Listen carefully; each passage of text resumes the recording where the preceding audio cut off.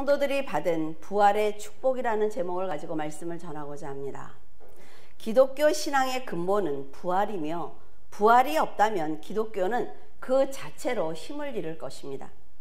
예수님의 부활은 역사적으로 입증이 되었고 육체적으로 살아나신 것을 많은 사람들이 직접 보았기 때문에 부인할 수 없는 사실입니다. 십자가의 사건으로 완벽한 죽음을 맞이하신 예수님이 3일 만에 살아나신 것은 하나님께서 영원 구원을 위해서 미리 계획을 하신 것이고 선지자들을 통해서 계시해 놓으신 것입니다. 사도 바울은 로마서 1장 2절에서 4절에 이 복음은 하나님이 선지자들을 통하여 그의 아들에 관하여 성경에 미리 약속하신 것이라. 그의 아들에 관하여 말하면 육신으로는 다윗의 혈통에서 나셨고 성결의 영으로는 죽은 자들 가운데서 부활하사 능력으로 하나님의 아들로 선포되셨으니 곧 우리 주 예수 그리스도다 라고 기록하고 있습니다. 사도 바울은 하나님께서 구약의 선지자들을 통해 미리 그의 아들이 육신으로는 다윗의 혈통으로 태어날 것이다 라고 말씀을 하셨어요. 그리고 성결의 영으로는 죽은 자 가운데서 부활할 것이다 라고 계시하셨다 라고 말하고 있습니다. 예수님은 이 예언을 성취하기 위해서 인류의 죄를 지시고 십자가에서 피를 쏟고 죽어주신 것입니다.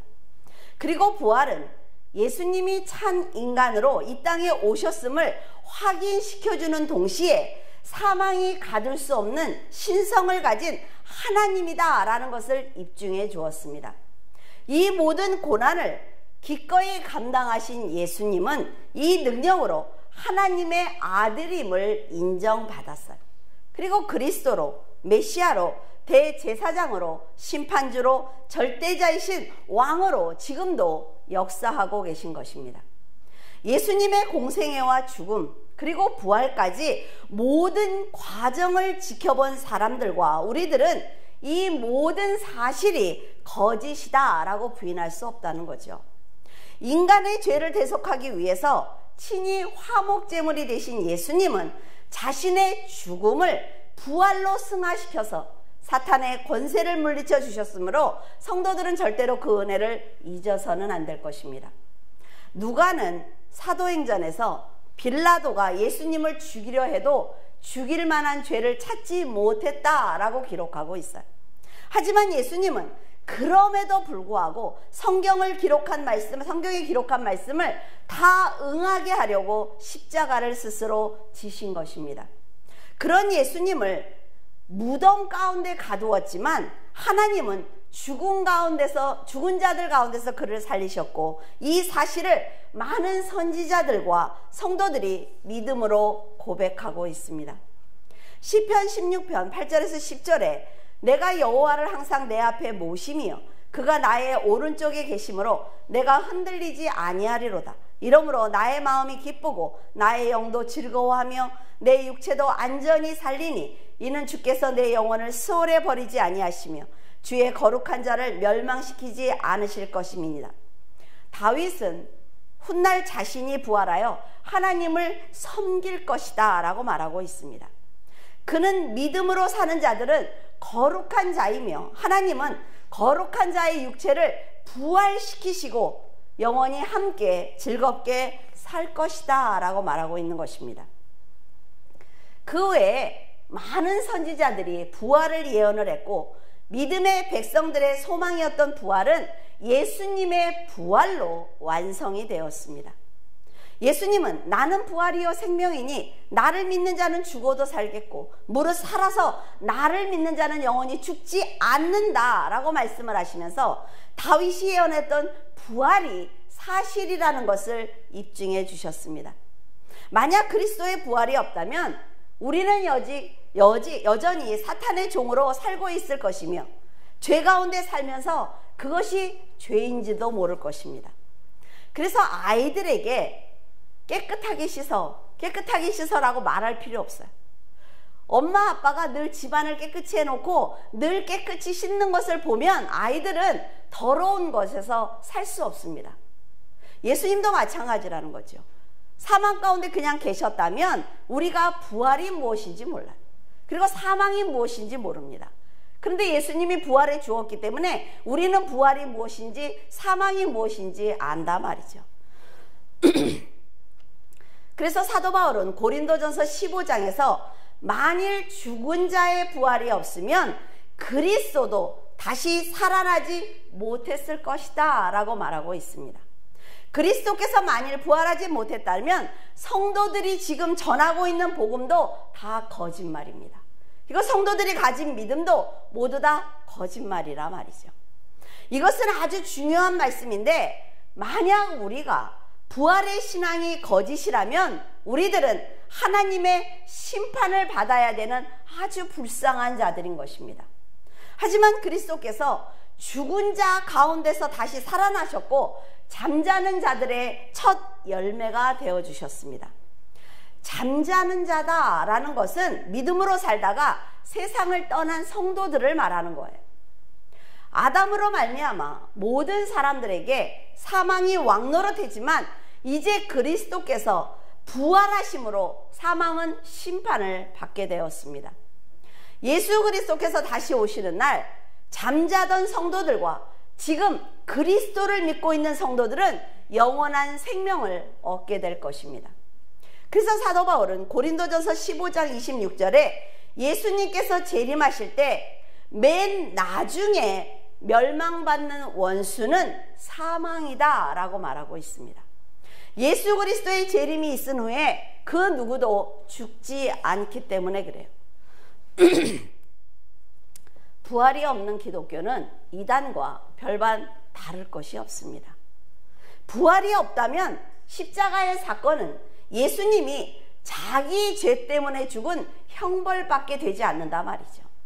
하지만 구약의 선지자들이 예언한 것처럼 예수님은 부활하셨고 승천하셨으며 지금도 보좌에서 성도들을 위해서 기도하시며 재림의 날을 기다리고 계십니다.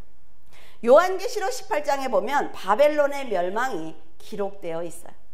천사가 하늘에서 큰 권세를 받아 세상에 내려오면서 힘찬 음성으로 외치기를 무너졌도다 무너졌도다 큰 성 바벨론이여, 이곳은 귀신의 처소와 각종 더러운 영이 모이는 곳이며 각종 더럽고 가증한 새들이 모이는 것이다 라고 얘기를 하고 있습니다.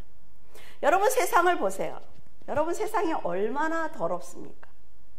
정말 너무나 많은 신들이 있어요. 그리고 사람들의 영이 거듭나지 못해서 너무나 더러운 가운데 있단 말이죠. 그리고 세상의 왕들이 사탄과 더불어 음행을 하였고 상인들은 사치하기 위해서 세력으로 치부하였다라고 말하고 있습니다.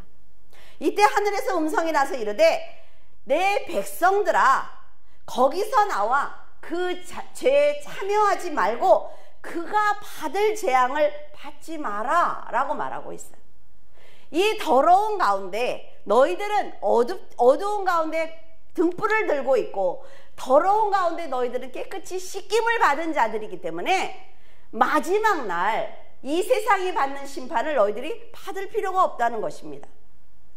그의 죄는 하늘에 사무쳤으며 하나님은 그의 불의한 일을 기억하고 계신다라고 말하고 있어요. 여러분 우리가 세상을 살아가면서 억울한 일이 있습니다. 억울한 일이 있어요. 그래서 성도들이 얼마나 많이 지금은 핍박을 받고 있습니까? 하지만 그 모든 것들을 하나님이 이미 알고 계신다는 거죠. 그래서 그들과 타협하기 위해서 그들의 죄에 동참하는 것이 아니라 우리는 우리의 믿음을 지키기 위해서 최선을 다하면 하나님이 가장 합당한 때 성도들을 위해서 일하신다는 거예요. 세상이 자기 죄로 받는 그 심판을 택함받은 성도들이 받을 이유가 없기 때문에 세상을 마지막으로 심판하시기 전에 백성들아 너희들은 그들의 죄에 참여하지 말고 돌이켜라 라고 마지막 기회를 주시는 것입니다. 우리는 이것을 보면서 하나님께서 한 영혼이라도 지옥에 보내지 않기 위해서 얼마나 노력을 하시는지 알 수가 있어요.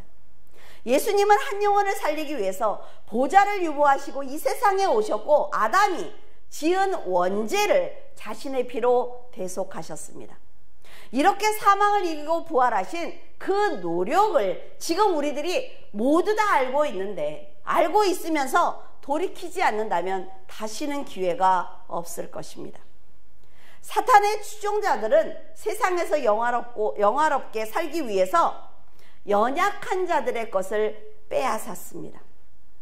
하나님은 그들이 세상과 사치하고 누린 만큼 고통과 애통함으로 갚아주시겠다고 말씀하고 계세요.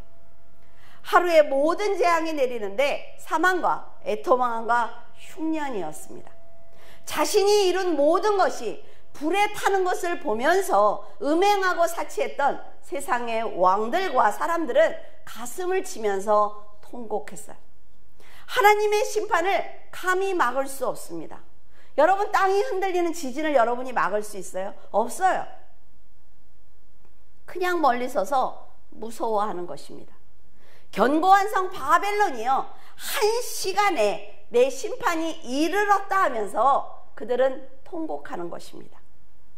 그들은 이 모든 것을 쌓기 위해서 평생을 바쳤을 것입니다. 하나님께서는 그렇지만 한순간에 그들이 쌓은 모든 것을 무너뜨린다 말이죠.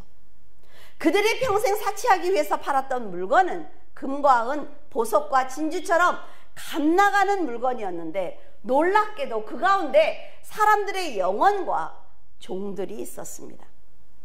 그들은 세상에서 잘 살기 위해서 하나님을 배신한 것입니다. 하나님을 믿는 성도들의 영혼조차 협박을 하면서 빼앗는 고통을 준 거예요. 그리고 자신들이 원하는 대로 그 영혼을 사탄에게 판 것입니다. 하나님을 배신하도록 협박하며 고통을 주고 있는 것입니다. 이렇게 두려운 심판을 받지 않도록 예수님은 성도들에게 믿음으로 끝까지 견뎌달라고 말씀하고 계시는 거예요. 이런 악한 사람들과 악한 세상을 심판할 수 있었던 것은 예수님의 부활이 있었기 때문에 가능한 것입니다. 물론 예수님은 성자 하나님이에요. 예수님은 십자가와 상관없이 성자 하나님이 맞습니다. 하지만 십자가를 지지 않았다면 부활이 없었을 것이고, 그리스도로 왕으로 대제사장으로 그 능력을 인정받지 못했을 것입니다. 예수님은 가만히 보좌에 앉아 있어도 하나님이라 말이죠. 하지만 하나님께서 계획하신 그것, 내가 사람을 구원해야 되겠다. 그런데 네가 십자가를 져줘야 되겠어. 네가 죄가 없이 세상에 내려가서 피를 흘려주면 내가 사랑하는 그 영혼들을 구원할게. 이게 하나님의 계획이라 말이죠. 근데 예수님이 나는 못하겠다고, 내가 하나님인데 어떻게 하겠느냐고 해도 하나님이라 말이죠, 그분은. 그런데 그 보좌를 유보하고 이 땅에 오신 것입니다. 그리고 자기의 몸을 찢고 피를 흘려서 우리를 구원해 주신 거예요. 쉽게 얘기해서 제가 설교를 열심히 쓰지 않고 그냥 주일에 올라와서 이렇게 종이 한 장 들고 올라서 40분 동안 이 말 저 말 여러분들하고 농담하고 텔레비 본 얘기하고 해도 저는 이 교회 목사입니다. 그러나 하나님께는 그 능력을 인정받지 못한단 말이죠. 그래, 네가 물줄기 교회 목사 맞아. 그런데 네가 한 게 뭐야? 라고 얘기하면 할 말이 없는 거예요. 그러나 부족하지만 최선을 다해서 말씀을 쓰고 여러분들에게 말씀을 전했을 때 하나님이 보실 때, 그래, 너는 목회자로서의 능력이 있어 라는 능력을 인정해 주신다는 것입니다. 여러분들도 마찬가지죠. 성도로 살아가면서 정말 우리가 성도로 살아갔느냐, 내가 말씀을 주말마다 말씀을 배우지 않습니까? 몇 년을 배우셨어요, 그렇죠? 그러니까 우리도 성도로서 하나님께 인정을 받아야 된다는 거죠. 부활이 없었다면 죄사함을 받지 못한 우리들 역시 구원을 받지 못했을 것이고 영원한 생명도 받지 못했을 것입니다. 부활이 없는 기독교는 사탄의 적수가 되지 못합니다. 하지만 부활은 철저하게 하나님의 능력에 의해서 이루어졌고, 부활하신 그리스도를 통해서 우리 모두는 몸이 다시 살아나는 부활을 경험하게 될 것입니다. 이것을 사탄도 알기 때문에 한 영혼이라도 더 지옥으로 데려가기 위해서 노력을 하는 거예요. 화려한 세상을 보여주면서 유혹하고 있는 것입니다.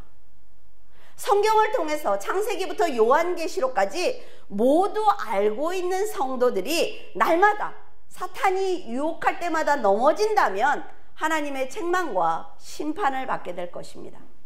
마태복음 28장 12절에서 15절에 그들이 장로들과 함께 모여 의논하고 군인들에게 돈을 많이 주며 이르되 너희는 말하기를 그의 제자들이 밤에 와서 우리가 잘 때에 그를 도둑질하여 갔다 하라. 만일 이 말이 총독에게 들리면 우리가 권하여 너희로 근심하지 않게 하리라 하니 군인들이 돈을 받고 가르친 대로 하였으니 이 말이 오늘까지 유대인 가운데 두루 퍼지니라.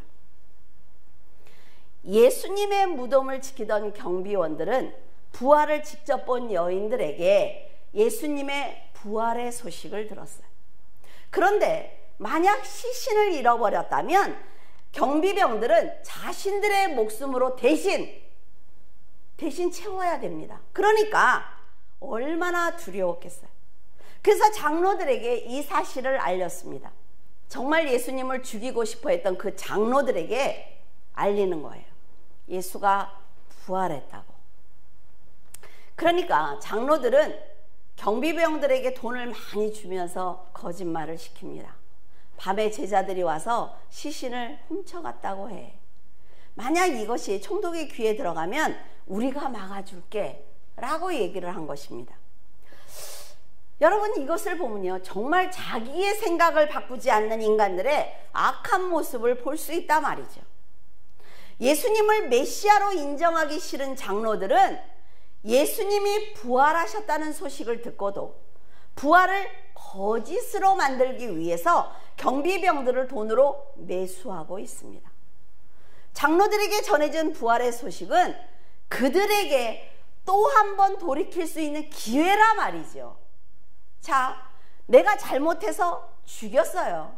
그런데 그분이 부활했어. 그러면 어떻게 해야 돼요? 돌이켜야지요. 아, 내가 잘못 생각했구나 라는 생각을 해야 된단 말이죠. 그러나 그들은 마지막으로 주어진 축복의 기회를 놓치고 말았습니다. 왜 장로들은 이렇게까지 하면서 이런 선택을 했을까요?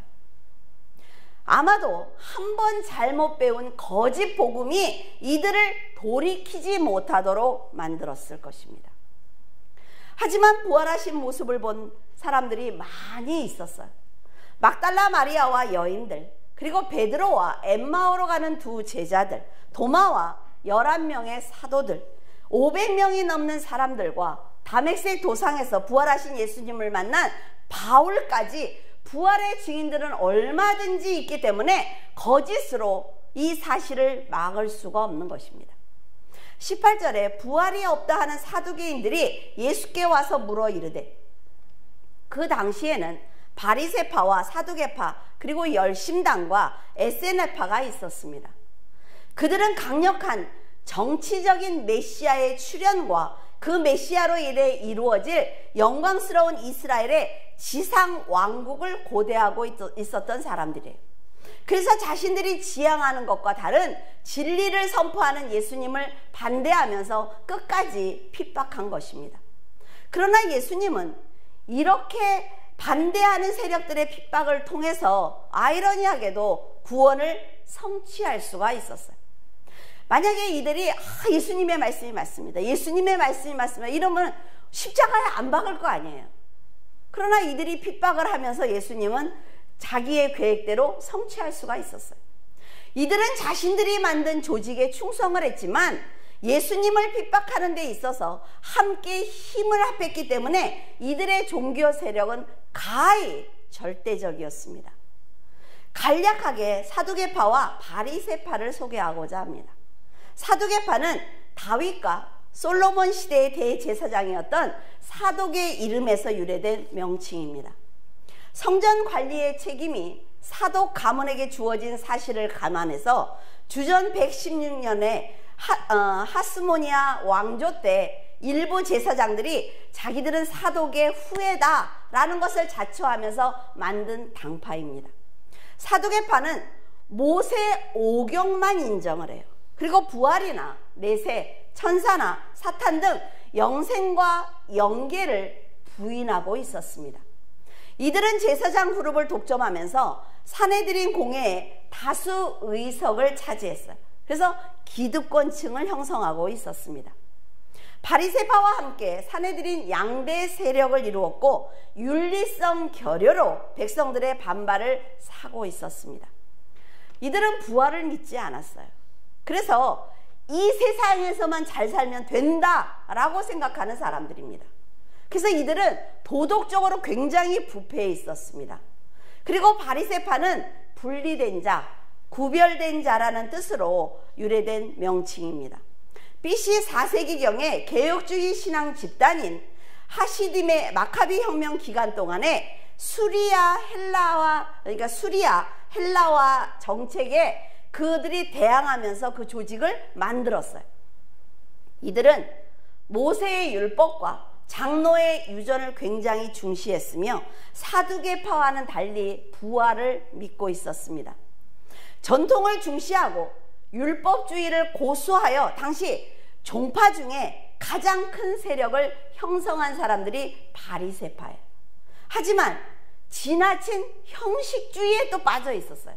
그렇기 때문에 율법 정신을 훼손하는 그런 어리석은 신앙을 가지고 있었단 말이죠.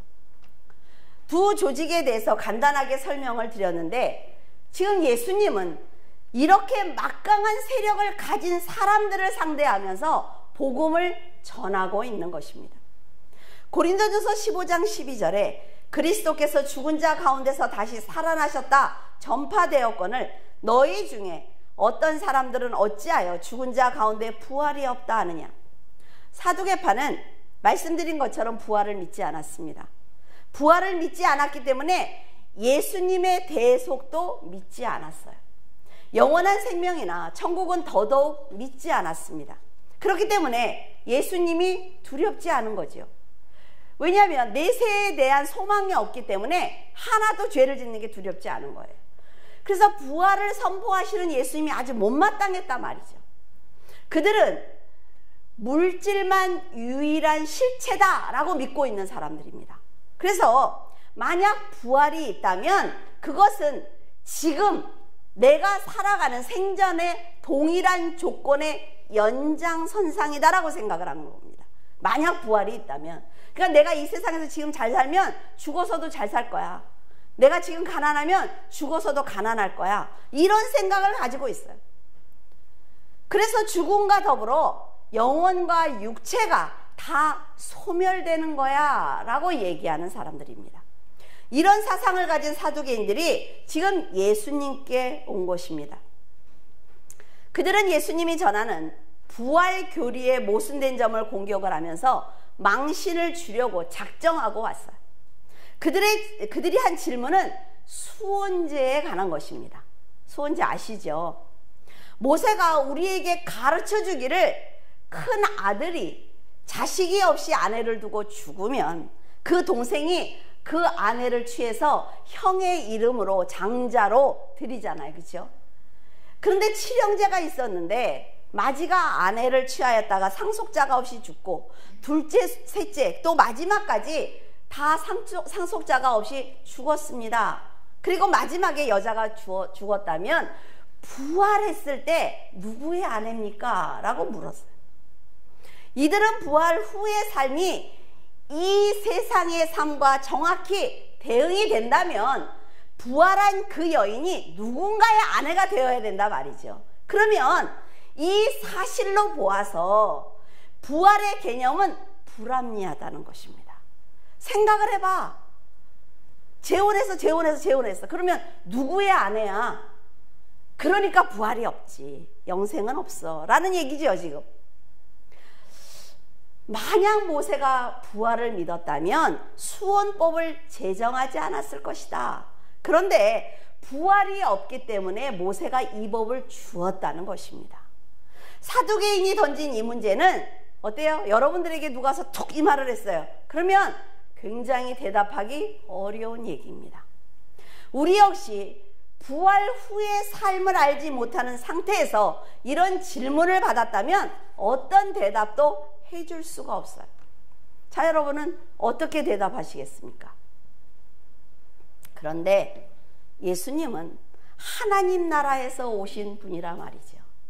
모든 것을 만드신 주인이기 때문에 사두개인들이 어떤 의도로 그 얘기를 하는지 다 알고 계시는 거예요. 질문을 받으신 예수님께서는 사두개인들에게 말씀하시기를 너희가 성경도 하나님의 능력도 알지 못하기 때문에 오해했어 라고 말씀하셨어요. 하나님의 능력은 세상을 창조하실 때 말씀 한마디로 무에서 유를 창조하신 분입니다. 흙으로 사람들의 육체를 만드셨고 성령께서 영혼을 불어 넣어주셨으므로 그 어떤 것도 하나님께는 어려운 일이 없다 말이죠. 사두개인들은 하나님께서 자신들을 창조하신 창조주라는 것을 잊어버렸어요. 하나님을 상대로 수원법에 대해서 지금 질문을 던지고 있습니다. 하나님께서 부활이 있다고 하심에도 사람이 부활이 없다라고 지금 고집을 부리고 있는 거예요. 딱하지 않습니까? 이렇게 하나님의 능력을 제한하는 것은 아주 큰 죄입니다. 자신이 할 수 없다고 판단하면 하나님께서 할 수 없다고 말하는 어리석은 인간들이 부활이라는 엄청난 하나님의 축복을 이해할 수 없을 것입니다. 성경을 읽고 율법을 지키면서도 그 말씀을 주신 하나님의 능력을 제한하고 있는 유대인들의 어리석음을 책망하셨어요. 말씀하시기를 부활 후에는 결혼이 없어.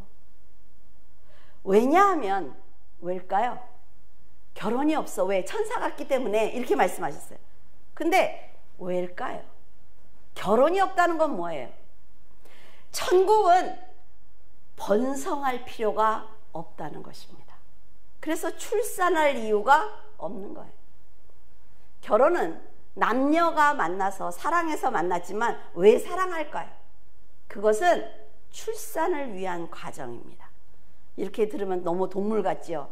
그러나 하나님이 만드신 이유는 바로 그것입니다. 그래서 동성결혼이 안 되는 거예요. 번성하지 못하기 때문에 죄입니다.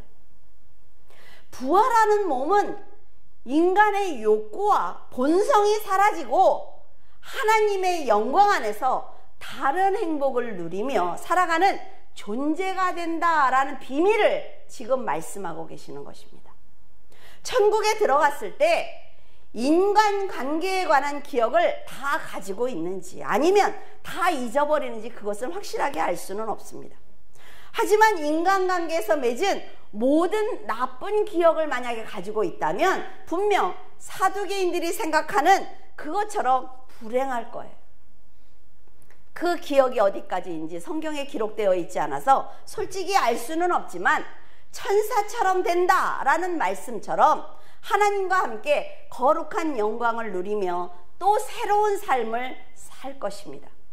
모세와 엘리야가 변화산에 온 것을 보면 천사와 같은 상태이지만 믿음의 기억까지 사라지는 것 같지는 않습니다. 우리는 알지 못하는 것을 그냥 그대로 두자고요. 왜냐하면 천국에 가보질 않았으니까. 우리는 성경만 갖고 하는 거잖아요, 지금. 그렇죠? 그러니까 그냥 두고 천사처럼 부활할 때 장가도 시집도 가지 않는다는 그 말씀만 기억을 하면서 믿음으로 살아내면 되는 것입니다. 천국에 가봐야 아는 거잖아요. 그렇죠? 천국에 가기 위해서는 믿음으로 살아봐야 되는 거죠. 우리가 믿음으로 살지도 않으면서 뭐 이거를 논할 필요가 없다는 거예요. 마태복음 22장 32절에 나는 아브라함의 하나님이요 이삭의 하나님이요 야곱의 하나님이로라 하신 것을 읽어보지 못하였느냐. 하나님은 죽은 자의 하나님이 아니요 살아있는 자의 하나님이시니라 하니. 천국에 가면 모든 궁금증이 풀릴 것이므로 하나님께서 아브라함과 이삭과 야곱의 하나님이신 것처럼 우리가 믿음으로 살아낸다면 하나님과 영원한 안식을 누리게 될 것입니다. 아브라함과 이삭과 야곱이 더 이상 죽은 자가 아닌 것처럼 믿음을 가진 우리 역시 소멸되는 존재가 아니라 영원한 존재가 될 것입니다. 부활은 죽은 자가 살아난다는 것을 말씀하시는 것이지 부활해서 다시 인간관계를 맺는다는 말씀이 아니라 말이죠. 그래서 예수님은 이것을 비유로 들어서 하나님은 죽은 자의 하나님이 아니라, 잘 들으세요, 산자의 하나님인데 너희가 나를 믿지 않기 때문에 영적인 세계를 크게 오해했다라고 말씀하신 거예요. 자, 이 말씀은 아브라함의 하나님이 아브라함의 아들 이삭의 하나님이 아니고 야곱이 이삭의 하나님인 그 아들 야곱의 하나님이 아니라는 얘기예요. 그러니까 하나님은 그냥 믿음으로 살아온 아브라함의 하나님이라는 것입니다.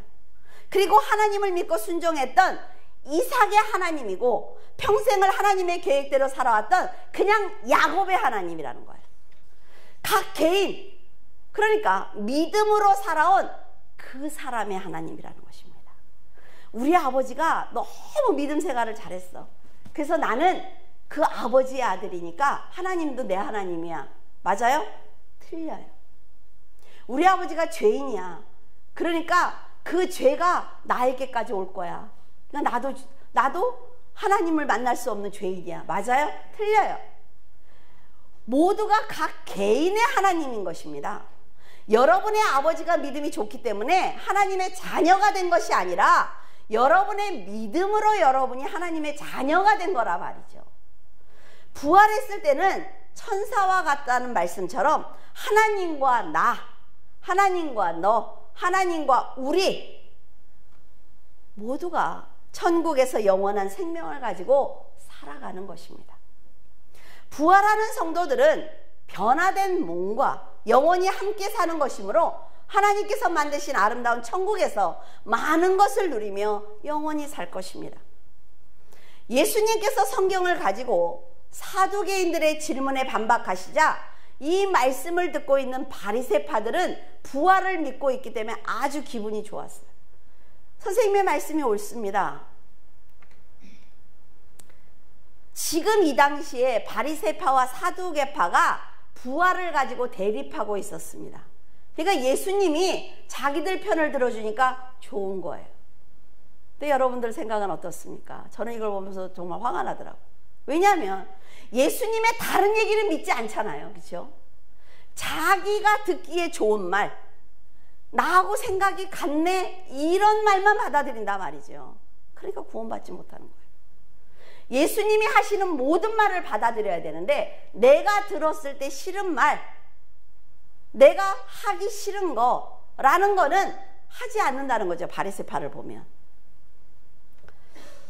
지금 그들이 풀지 못하는 난제를 예수님이 정확하게 지금 설명을 해주신 거예요.